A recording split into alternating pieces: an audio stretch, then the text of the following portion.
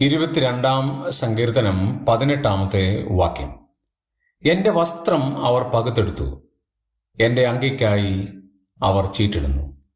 ഈ ലോകത്തിൽ യേശുക്രിസ്തു ജീവിച്ച 33.5 വർഷത്തിൽ കർത്താവിൻ്റെ സ്വന്തം എന്ന് പറഞ്ഞിരിക്കുന്ന 2 കാര്യങ്ങളാണ് ഇവിടെ രേഖപ്പെടുത്തിയിട്ടുള്ളത്. ഒന്ന്, സ്വന്തം വസ്ത്രം. 2, സ്വന്തം അങ്കി. ഇത് രണ്ടും നഷ്ടപ്പെട്ടതായിട്ടാണ് പ്രവചനാത്മാവിൽ പറയുന്നത്. അത് നിവർത്തീകരിച്ചു.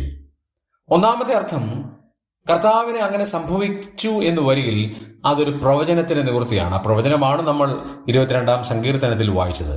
യേശുക്രിസ്തുവിനോടുള്ള ബന്ധത്തിൽ യേശുക്രിസ്തുവിനുള്ള പ്രവചനങ്ങളിൽ ഒന്ന് അവിടുന്ന് നിവൃത്തിയാകുകയാണ്.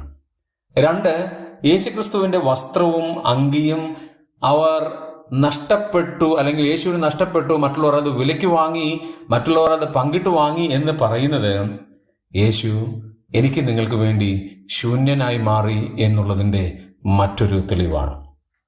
മൂന്നാമത്, യേശു ദരിദ്രനായിട്ടാണ് ജീവിച്ചത്.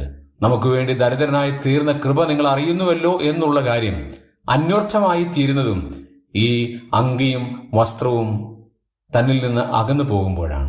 യേശുക്രിസ്തു നമുക്ക് വേണ്ടി ശൂന്യനായി എങ്കിലും കർത്താവിന് അജയ്യനായി, രാജാതിരാജാവായി, കർത്താവായി, ഏറ്റവും ഉന്നതനും ഉയർന്നവനുമായി സ്വർഗത്തിൽ വിരാജിക്കുന്നു. ആ വലിയ കൃപയെ നമുക്ക് ഓർത്ത് ദൈവത്തെ ആരാധിക്കാം, നമുക്ക് മഹത്വപ്പെടുത്താം.